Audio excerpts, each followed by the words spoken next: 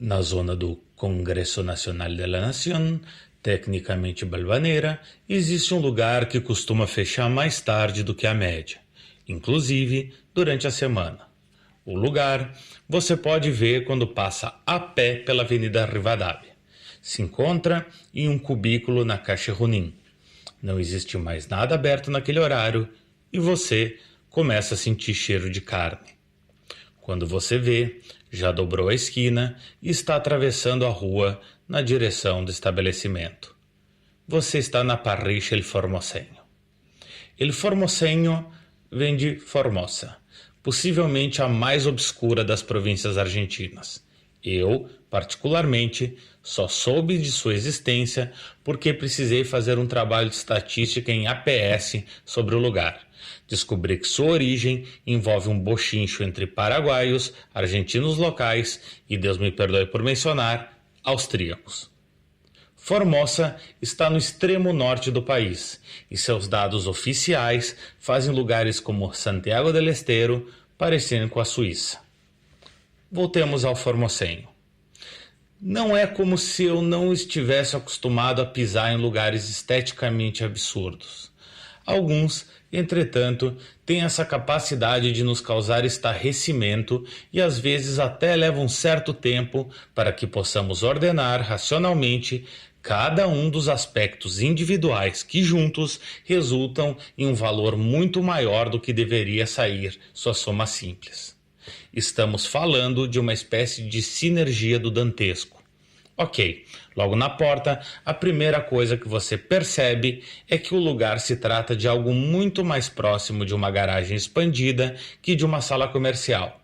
Uma garagem onde caberiam 2 carros grandes, porém com uma conformação arquitetônica interna que prioriza dificultar qualquer tipo de movimentação. A segunda coisa é que o garçom e coproprietário é esteticamente uma espécie de Diego Maradona expandido. Além de Diego, poderia ser percussionista de qualquer grupo de quarteto cordobês ou cumbia nortenha.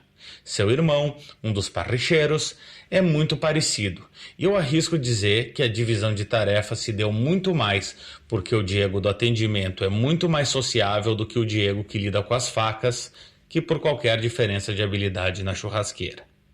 Mas isso é só uma especulação, sem qualquer substrato. Avancemos. No contexto brasileiro, existem 2 cores de pintura de parede que integram 2 aspectos tristes da sociedade: pobreza e mau gosto. No Brasil geral, o verde-menta já é considerado um meme, mesmo por pessoas que cresceram nessa realidade.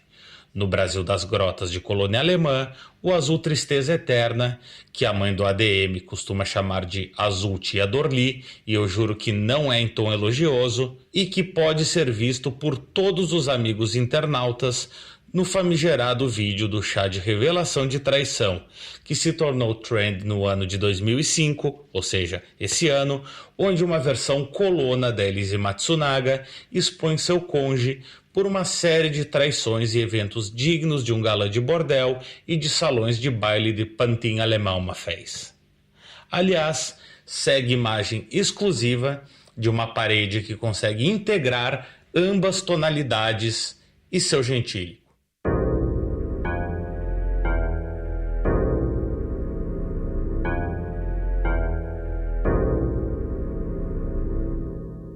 Pois bem, adoraria ficar mais tempo aqui tratando do azul tia Dorli, bem como o tipo de casa tenebrosa que costuma ter seu interior e exterior coloridos com esse tom desgraçado de azul. Aliás, a resenha da Parrilla pode esperar. Vamos falar de casas de colonos alemães pintadas com esse tom de filho da p***. Em primeiro lugar, sabendo que 1. Ninguém é obrigado a conhecer detalhes sobre a imigração alemã no Rio Grande do Sul, e 2. O brasileirinho é conhecido por ser um burro cheio de convicções e conhecimentos de orelhada.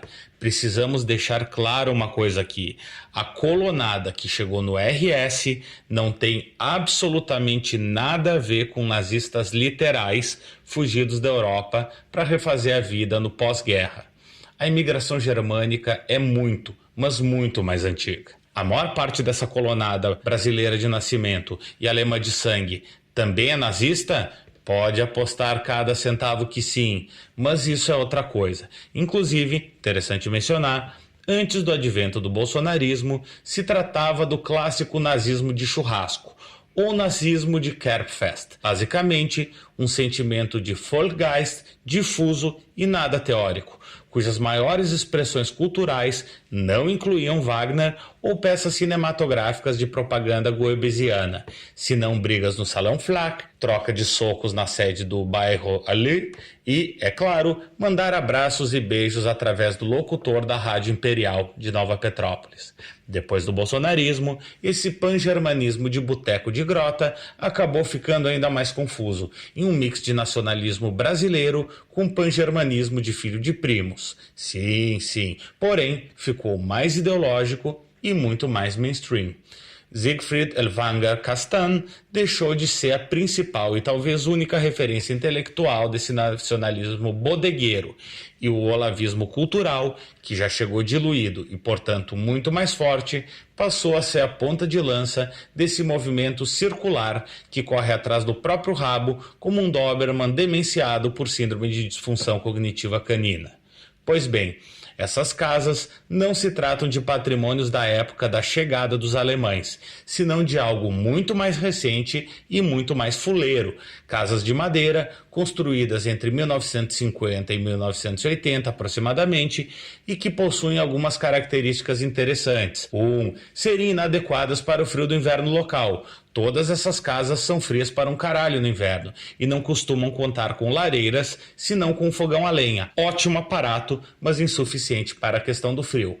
Acho honestamente desagradável ficar o tempo todo repetindo o quanto o brasileirinho é um desgraçado burro com síndrome de menino Charlinho, mas eu cansei de escutar de alguém que nunca viu frio de verdade na vida que lareira é coisa de rico. Uma afirmação assim, que podemos perdoar parcialmente porque ninguém é obrigado a saber o que não sabe, por outro lado, apenas escancara o quanto o pobre coitadismo performático do menino Charlinho coletivo é eternamente deslumbrado com qualquer coisa que o transporte ao imaginário cinematográfico.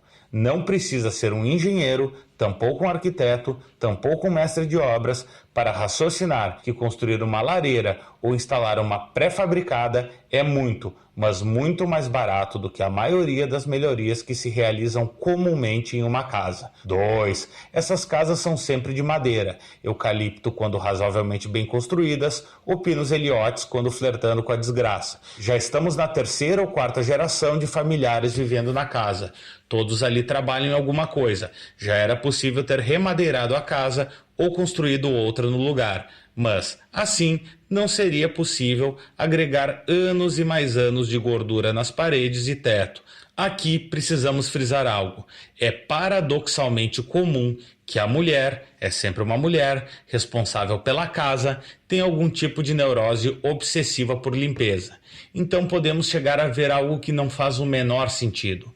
A casa está absurdamente limpa e encardida ao mesmo tempo, porque não tem como resolver problemas crônicos de aparência, visto que manter um calendário luterano ou de firma do ano de 2013 na parede, toalhinhas brancas encardidas de crochê em absolutamente todas as superfícies da casa e uma parede inteira composta por uma coleção de latas de cerveja cheia de teias de aranha e pôsteres do Grêmio desbotados e podres pela umidade, não ajudam a aparentar saneamento e salubridade.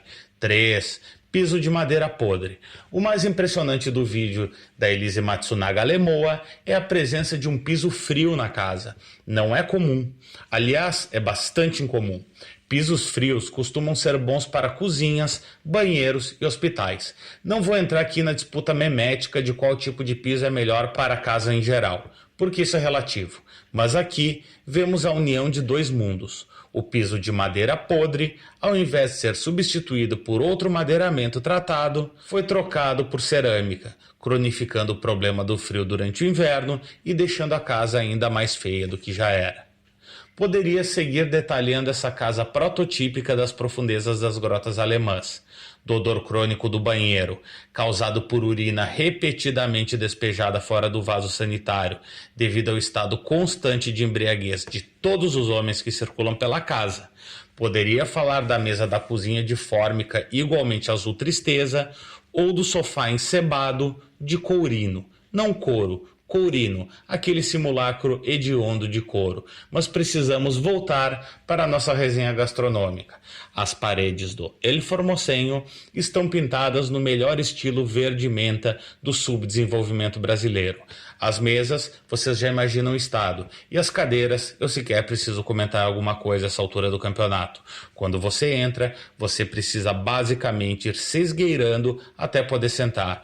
Quase não dá para acreditar que é possível entrar aquela quantidade de gente em um lugar tão errado.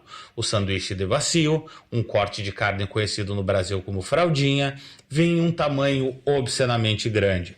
O assado, que no Brasil é chamado de costela, vem em uma quantidade igualmente generosa. O chouriço é grande para um caralho. E uma outra opção é o espaguete com molho estofado. Basicamente tomate e pedaços enormes de carne cozida. Tudo é servido em grandes quantidades. Qualidade de preparo moderada para boa, menos as batatas fritas que seguem o padrão portenho de inaptidão. A cerveja está sempre brutalmente gelada, porque apesar de ser um lugar familiar, também é um lugar de bêbados do bairro. Tudo no maior respeito, é claro. O banheiro é inaceitável, porém não é pior do que o de lugares muito mais caros da cidade, e eu preciso dizer, honestamente, que é uma das melhores opções da zona, sobretudo se você não liga para frescuras como conforto, limpeza e sofisticação. Na TV, está passando sempre um jogo de futebol, um noticiário sensacionalista ou um DVD de música nortenha.